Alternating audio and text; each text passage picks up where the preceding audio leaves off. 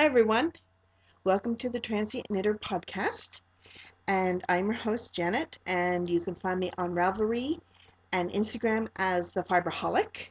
You can also get a hold of me through my Facebook page for my dyeing business, which is Crazy Dog Yarns, and you can also find my yarns on Etsy under the Crazy Dog Yarns.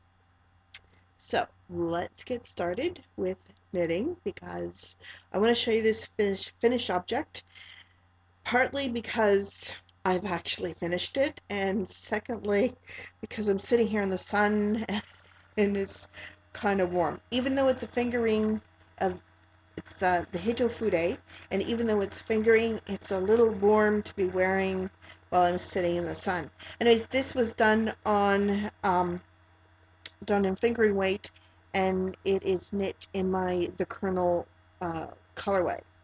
Anyways, I want to show one of the reasons why I want to show it to you is because I played Yarn Chicken and I won. Look at this. Okay, so it's not completely finished, but I wanted to show you this. So I have exactly 19 inches left of the third ball of yarn. So I did the large size with 3 balls of my yarn, of my sock yarn. Anyways, this is going to be really cute with the dress. If I ever get the dress finished, look really cute. Otherwise, it'll just look nice with jeans or something. So that's it. Now I'm feeling a little bit cooler. So let's go on, shall we? We'll just toss it over there. And then eventually I'm going to um, weave in that very end. So let's get started with whips. And I figured, since that is a fairly lengthy project that counts as a few FOs, doesn't? Maybe? Maybe? Anyways, remember, I think it was the last time I was telling you about how my gauge differs on when I'm doing magic loop than if I'm doing socks on double pointed needles. Well, I did the math and there's about a 12% difference. So here we go. And this is oh, yeah, the sun's bleaching this out, I guess. But anyways, this is done, and the label's over there, um, by an Australian dyer in the Outback colorway. It's a BFL, a nylon blend, and it's Aussie Farmer Market, I think. Anyways, I'll look that up and I'll put that on the show notes. But anyways, it is amazing how much more quickly your sock goes when you've got 8 less stitches for each sock. So I'm really pleased with this. Um, I like BFL. I'm gonna have to start carrying it and dyeing it myself. So, uh, anyways, these are from my guy, so he'll like those. Actually, if I gotta be honest, they should be for him because he actually paid for the yarn. That's another story altogether. This is what happens when you are buying from someone, that you're meeting and you only have a 50 and they don't have any change, so he pulls out his wallet and buys your yarn. Yay. So let's go on to more whips that we've got. Anyways, in dealing with the Operation Sock CPR, this is Osterman Step. I've I don't know, I have no idea how long I've had this kind of thing. I've actually, for some reason, I've had to rip out the sock numerous times, um, just because I wasn't happy with what I was doing with it. So I decided to start doing the Mojo socks by Danielle Grant. Anyways, what's kind of fun about this, maybe if I pull this back a bit, you can see it a bit better. Um, it's a fun pattern. actually, and I really, really enjoyed it. Started really enjoying knitting with the yarn once I got past the crinkled part of it. Now, um, I believe the pattern calls for a short row heel. Now, the thing is, I decided to do the fish lips heel. Now, the fish lips heel, okay, first of all, I haven't actually worn a sock with a fish lips heel, so I can't tell you if it does fit, so I can't really give you an honest opinion about it, but it was fun to knit. It was. It was. And, okay, in the pattern, it tells you where to start doing the fish lips heel. Well, there's a reason for that. And so if you do get the pattern and it do what it says, because I didn't. And this sock is not going to fit me now. And I'm have no intention of ripping back this yarn any more than I already have, because I think maybe this is the third try for this yarn. So Operation Sock CPR is not about socks for me. It's about just getting the socks done. So they're just going to be for somebody with a smaller foot than me. So um, so so far I'm loving the sock. It's kind of funny though, because once you take it off a sock blocker, because of all the ribbing pattern, it doesn't look like it's going to fit anybody. But that's the beauty of ribbing. It's springy too, so hey, what's not to love about this sock? Anyways, speaking of oddly shaped socks, um, once they're knit, this is this is another pair of socks I'm working on. It's, I guess you can call it the Skype socks by Adrian Q. It's in my Love is in the Air colorway. And to tell the truth, I can't remember what heel that she recommends for the sock, but I decided to do the sweet tomato heel. And because you're doing because the rest of it's ribbing, it scrunches up and it looks kind of funny. So what I've been doing is I've been doing the socks in tandem. So I've done the cuff, the leg, and the heel on this one. And then I've done the cuff, the leg, the heel, and I'm working on the foot. And when I'm done the foot, then I'll do the foot on the other one. So, like I was saying, because this is ribbing, it looks kind of funny. Here, see this. It doesn't look like it should fit a foot, but I have tried it on, and I like the Sweet Tomato Heel by Kat Wardy, and it fits nicely. And once I get my foot in it, it spreads out and it fits fine. So there's that. Okay, so since I've finished my Hitafude, I decided to, I should almost call this Operation Sweater CPR, um, because I've had this yarn since March 2010, when I was in Australia, and I was visiting a friend of mine, and well, you know what? It's always nice when you visit a knitting friend, because when you tell your knitting friend, I really want to buy some Joe Sharp, she'll say, I know exactly where to get it. So we went to the local yarn store, and I bought my Joe Sharp, and I also bought a knitting book, her knitting book, this one, and I'm knitting the tunic that's in there. Anyways, so I have, this is, okay, let's see, this is a sleeve. So I've got two sleeves and the back done, and now I'm working on the front.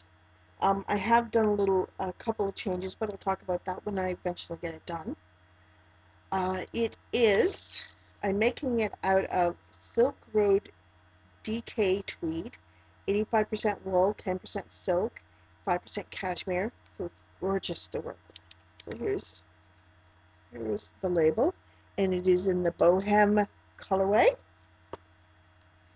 So I'm really looking forward to working with that. Let's see what else. Oh yes, yes. Um, here's here's another finished object. I finished it a while ago, but yeah, there's a reason why I haven't shown it, because it's actually one of my designs. It is a shawlette, and it's just slightly longer than my wingspan. I haven't blocked it yet, so it may end up being a little bit longer. Now, the thing is, one thing I really like about this is yeah, it worked when I was trying this out, but not now when I'm actually recording. You can see, look, this, it's got a 3D element to it, the stripes, pop up.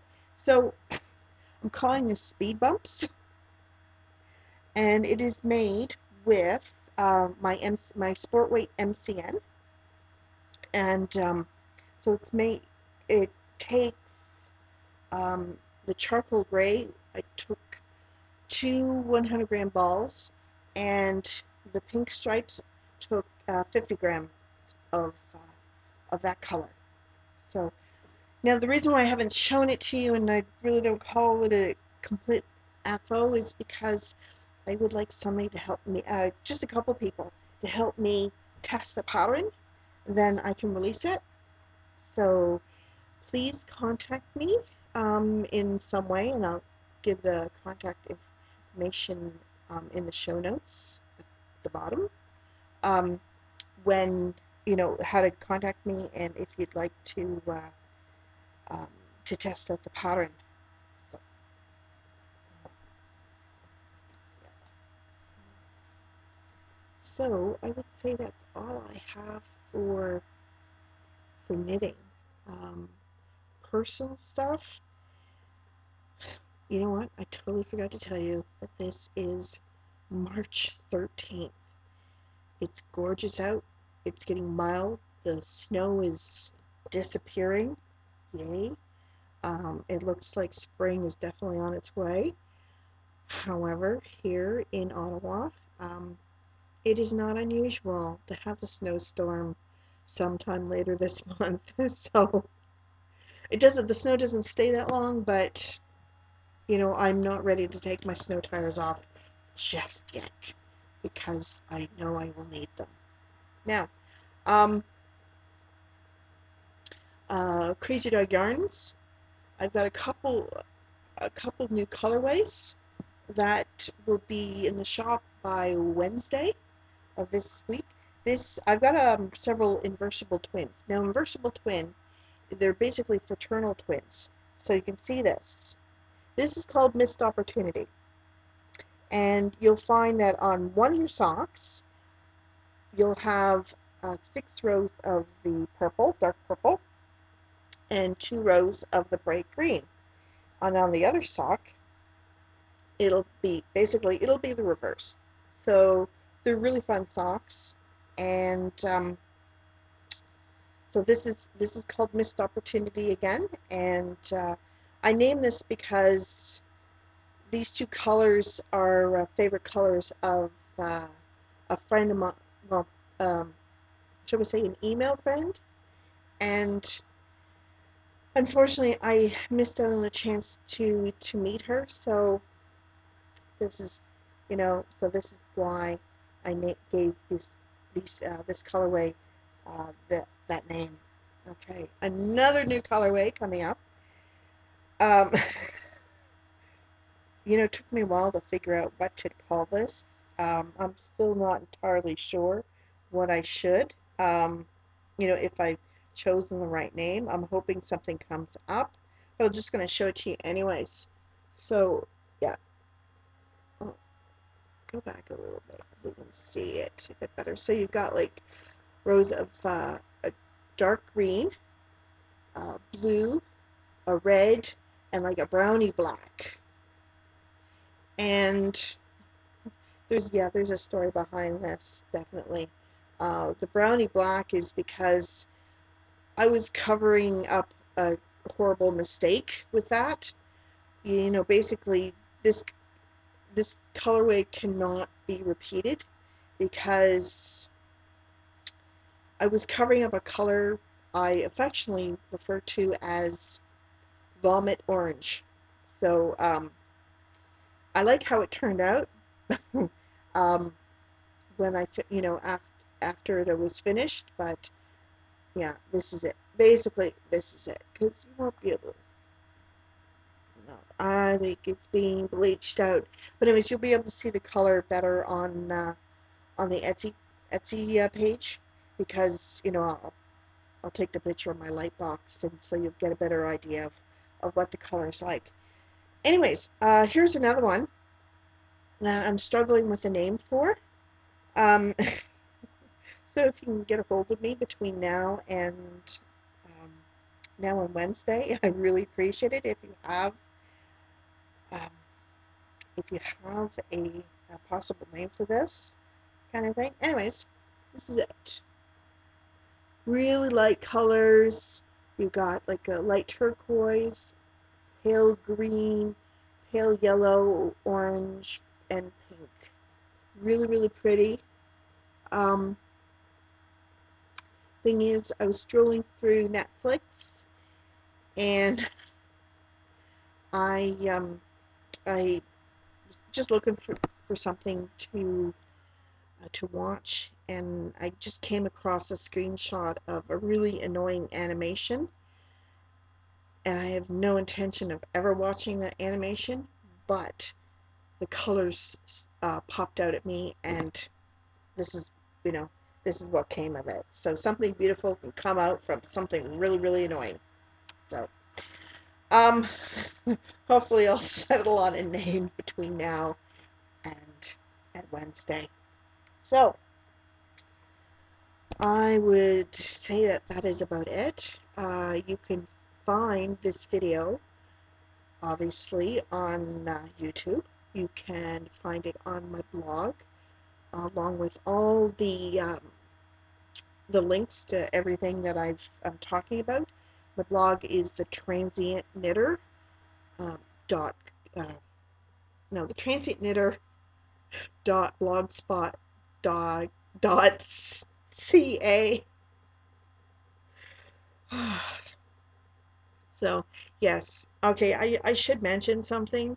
I was teaching a couple of gals how to do a fairly difficult crochet stitch, and I was just tumbling over words, and they said basically that I've got cruise brain, and what they meant by that was that it's like when you're going on a cruise and it's almost time to leave. You've started packing everything, you started making all your preparations, but your brain is like halfway on that cruise already. And so I've got 8 days before I head off on my holiday. Yeah, I've got holiday brain. I'm halfway there. So, yeah, so if you forgive my scattiness and my tangents and all that, I hope you understand, because I really need this holiday. So, so the tangentknitter.blogspot.ca. You can find me as the Fiberholic on Instagram and Ravelry. You can find my Facebook page for Crazy Dog Yarns, obviously on Facebook, duh. And you can find my yarns on Etsy.com under under Crazy Dog Yarns.